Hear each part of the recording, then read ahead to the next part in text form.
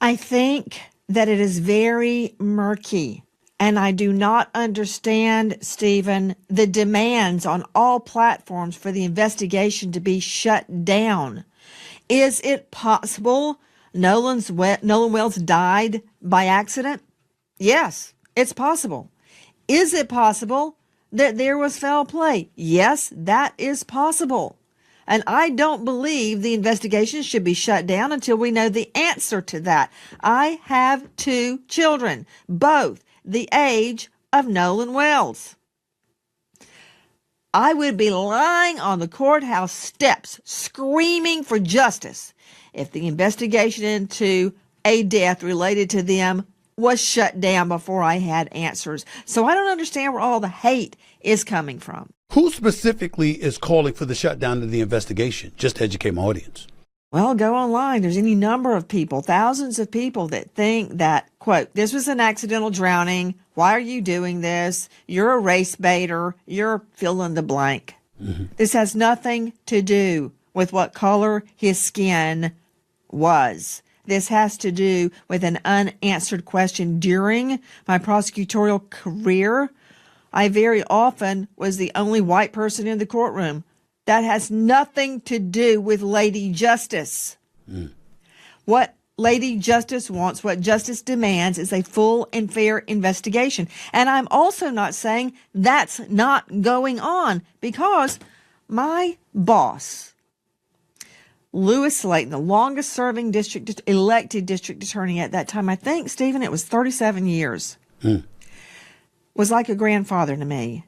He was very strict, no one to speak to the press. It could ruin the case. I always had the same answer when asked. I believe a Fulton County jury will render a verdict that speaks the truth.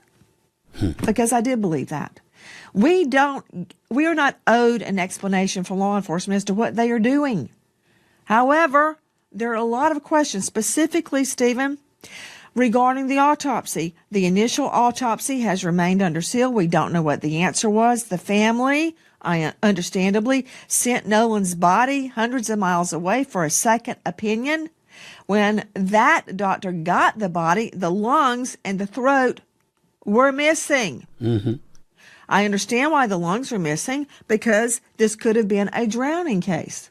But why the throat? What was there about Nolan's throat that piqued the interest of the original medical examiner? That leads me to speculate.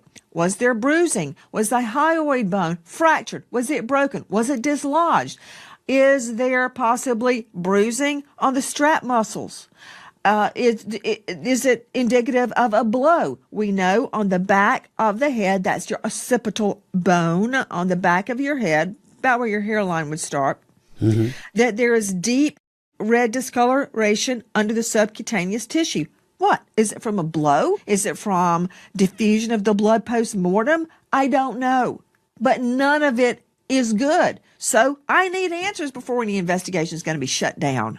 What do you make of those who have said, I remember Officer Tatum, a conservative podcaster, very popular, over 3 million subscribers. He's been on the warpath, going down, talking to some of the people that were there with Nolan Wells, white individuals. He's saying that evidence is showing that they departed. When they departed, Nolan Wells was alive. And you know what? They may have had absolutely positively nothing to do with this. The evidence shows that.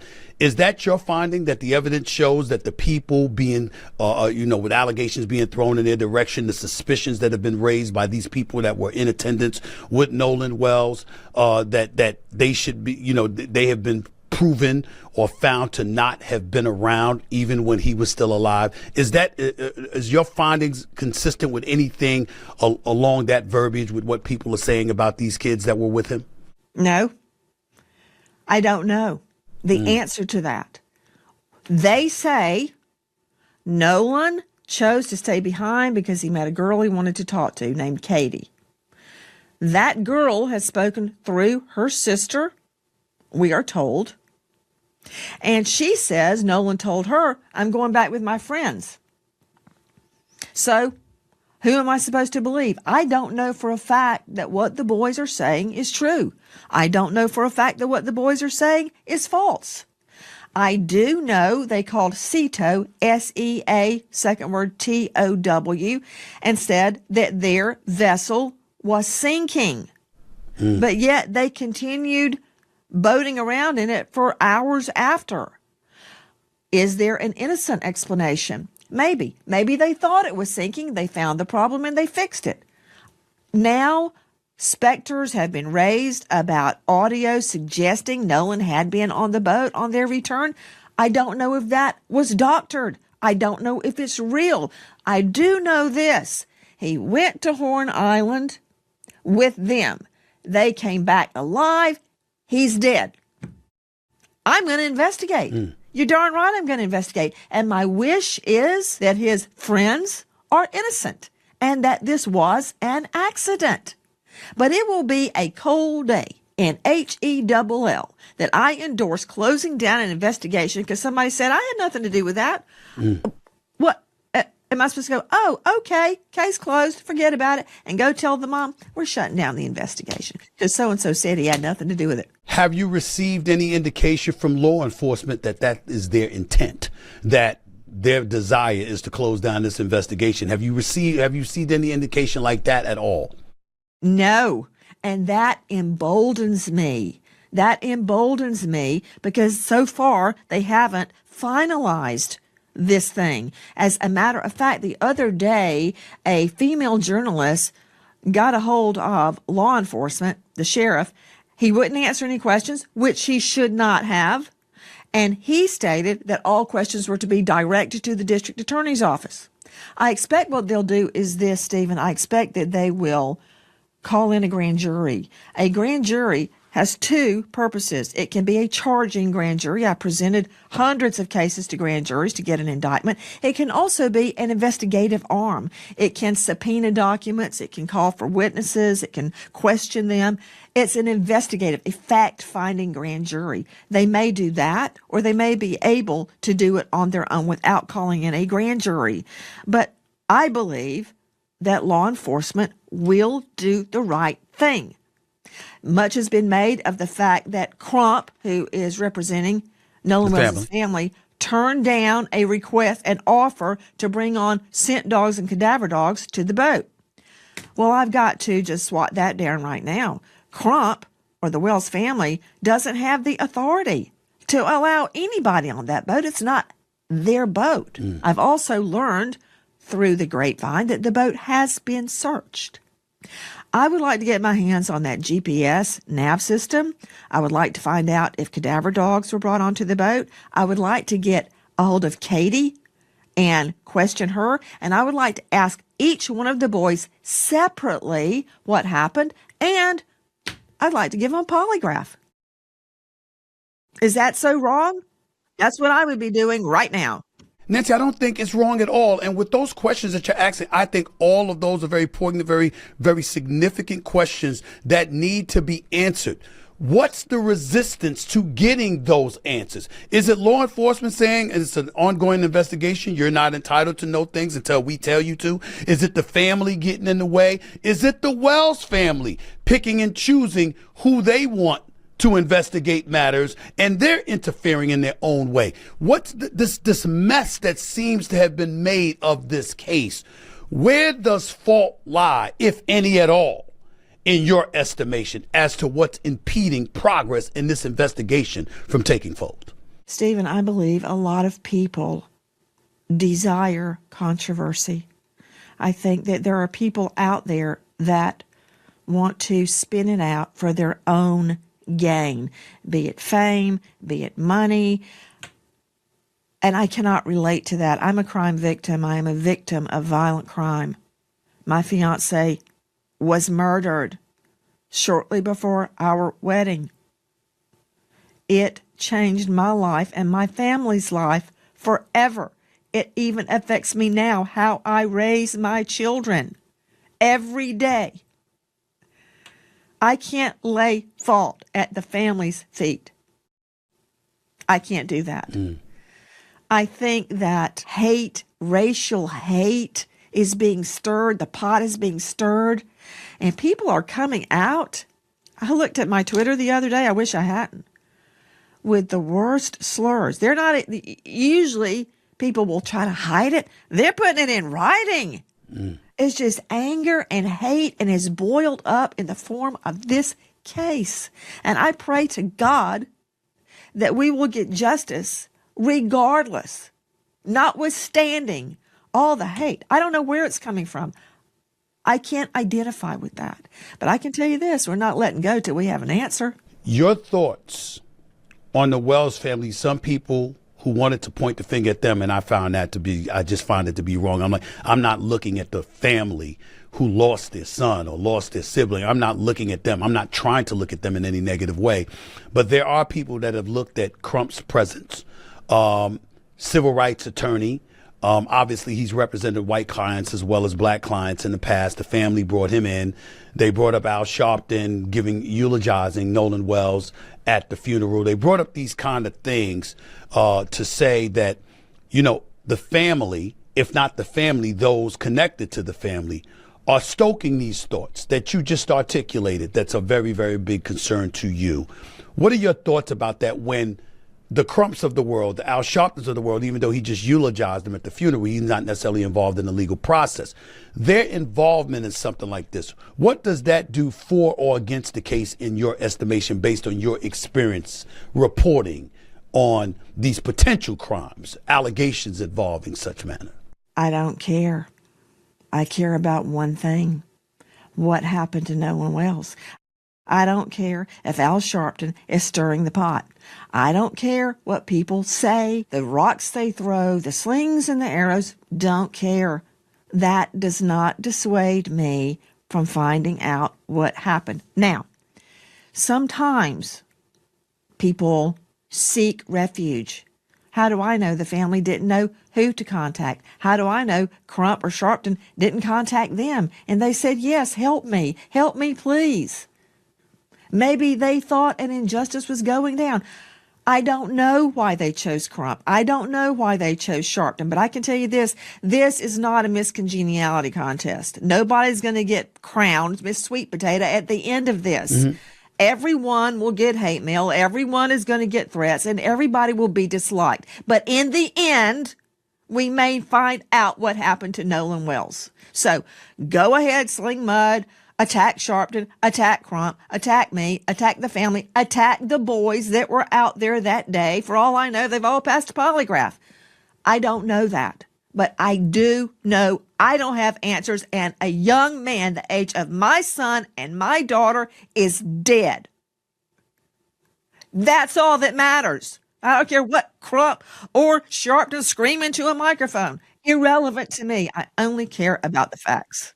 Let me be more specific. What I'm getting to is, does the presence of individuals like that, based on your experience, assist in expediting the process to get closer to the truth? That's what I'm wondering about specifically. I think it does, and I'll tell you why. Whether you like Sharpton or you have to hold your nose, you don't like him, don't care. But guess what?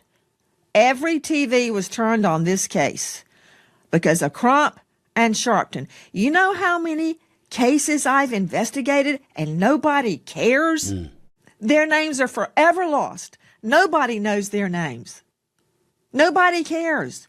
But because those two jumped on the bandwagon or hitched a ride on the bandwagon, I don't know which is true, now there is focus on the Nolan Wells case. And I say, fine. Authorities have said they suspect drowning. How do you feel about authorities coming out without the investigation being completed? I'm thinking about your former boss, who was like a grandfather to you, that told you don't go to the media until it's absolutely necessary. Timing is everything, et cetera, et cetera. I'm looking at authorities coming out and saying they suspect drowning. I think that's a very presumptive statement to be coming out of their mouth, wouldn't you say?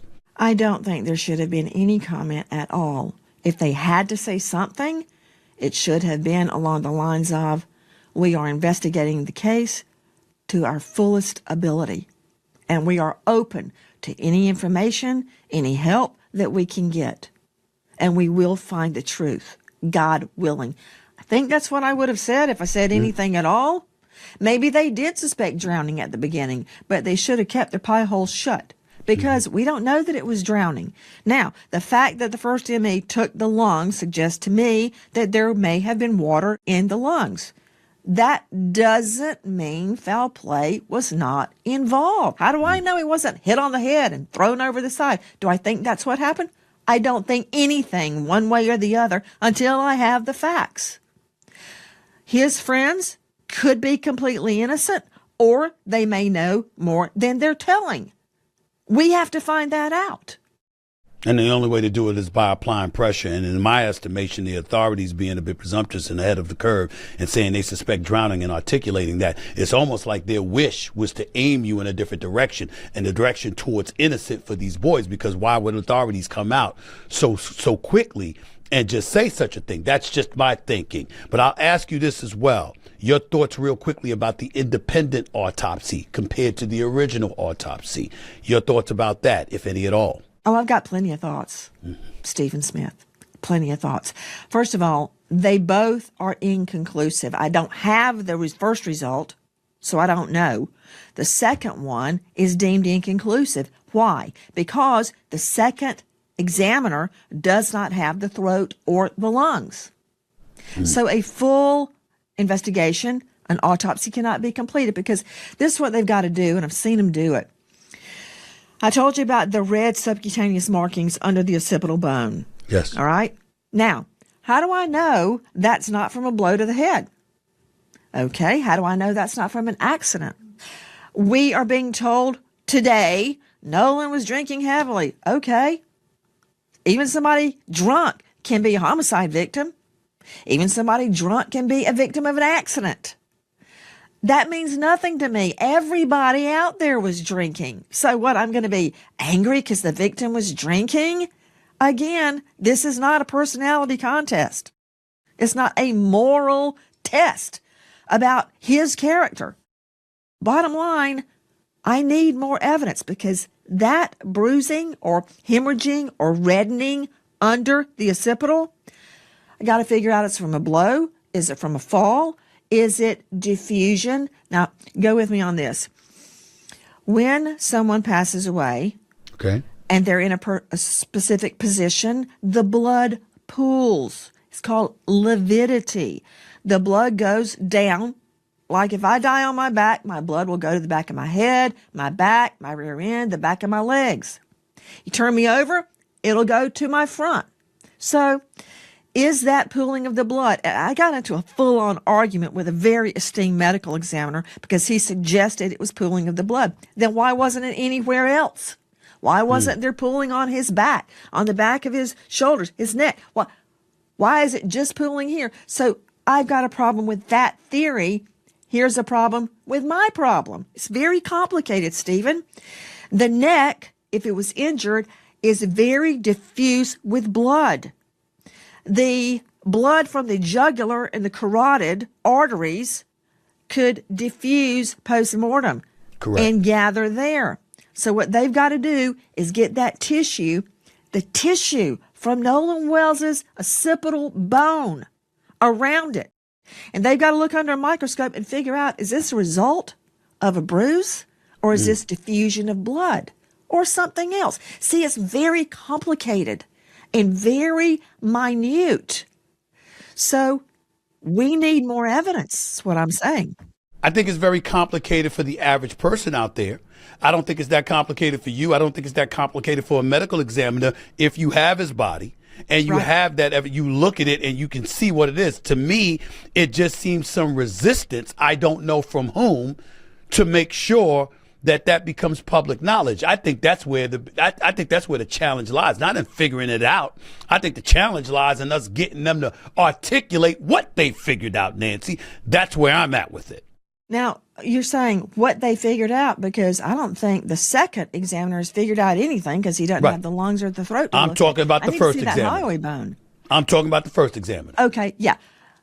There's one holdout on that I could see justifying the delay, and that's waiting on toxicology. Were drugs involved? Because what if, and I have no evidence of this, what if he had used drugs fell in the water, and drowned. But they Well, didn't tell we'll you know that, from Nancy. toxicology. They didn't tell you Again, anything about the if he did use drugs, he could still be a victim. But they didn't tell you. I'm saying the average person out there, they didn't even tell you about we're waiting. You couldn't say we're waiting for the toxicology report. I mean, if you could sit up there and say we suspect You're drowning, right. couldn't you have said we're waiting for the toxicology report? You didn't hear them say that, did you? Yes, you could. I have not heard that, and you're very correct. That could be released where it's pending toxicology. Or anything. Just tell me something. But we're getting nothing. And again, it's not their duty to tell us anything. So before I assign wrongdoing to the medical examiner or anyone else, we need more facts. But I find it very disturbing. They all go out, and he's the only one that doesn't make it back. Right. The girl says he left with them. They say he stayed with the girl. And there were hundreds of people out on Horn Island. Nobody saw him. Nobody. I find that very hard to believe. And think about the last person that left. What, they left him there? I don't believe that. And he Stephen. left, and he let them leave, even though his cell phone was on the boat. His phone. Okay. His phone, rather. His phone was on the boat or whatever. Which brings me to this